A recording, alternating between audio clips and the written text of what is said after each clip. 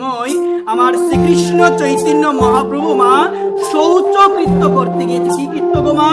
আমার মহাপ্রভু এক সময় শ্রীকৃষ্ণ চৈতন্য মহাপ্রভু শৌচকৃত্য করতে গিয়েছে।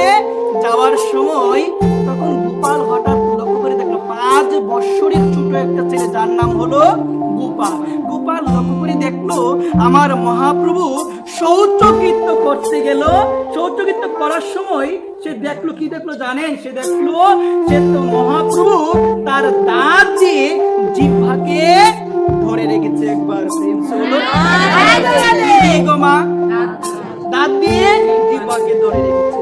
তখন গোপাল চিন্তা করলো আমার মহাপ্রভুর এমন দশা কেন হলো?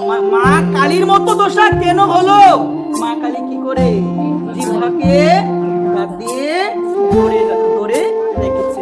এখন সে চিন্তা করলো আমার মহাপ্রভুর মায়ের মতো দশা কিভাবে হলো? মায়ের মতো দশা কেন হলো বা কিভাবে হলো? আমার মহাপ্রভুকে প্রশ্ন করলো, প্রভু গো, তুমি যখন শৌচ করতে গিয়েছো তখন আমি লক্ষ্য করে দেখলাম তুমি কি করেছো? তুমি তোমার জিহ্বাকে তোমার দাঁত দিয়ে ধরে রেখেছো। এইরকম কার্য তুমি কেন করেছো? তখন আমার মহাপ্রভু বললো, গোপাল তুই বুঝবি না, গোপাল তুই বুঝবি না, আমি তো সবসময় ভগবানের নাম করি।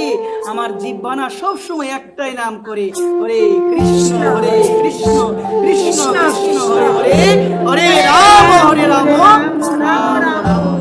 আমার জিহ্বা না আমার কথা শুনে না। এখন তুমি শৌচকৃত্য করতে গিয়েছি, ওই শৌচকৃত্য যাওয়ার সময় যদি ভগবানের নাম আমার চলে আসে, এটা তো অপবিত্র জায়গা। এই কারণে আমি দাঁত দিয়ে জিহ্বাকে ধরে রেখেছি। তখন গোপাল 5 বৎসরের ছেলে, সে মহাপ্রভুকে বললো, মহাপ্রভু এখন তুমি তো বললে যে শৌচকৃত্য করার সময় সেটা তো অপবিত্র জায়গা, সেখানে ভগবানের নাম করা যাবে না। এখন শৌচকৃত্য করতে গিয়ে যদি কেউ মারা যায় তাহলে তো সে ভগবানের নাম যদি সে তখন না করতে পারে তাহলে তার উদ্ধার কি করে হবে? একবার কথা যখন বললো তখন আমার মহাপ্রভু অবাক হয়ে গিয়েছে।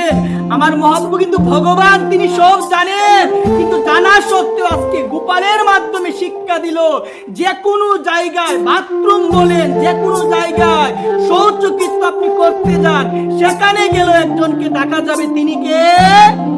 তিনি হলো ভগবান।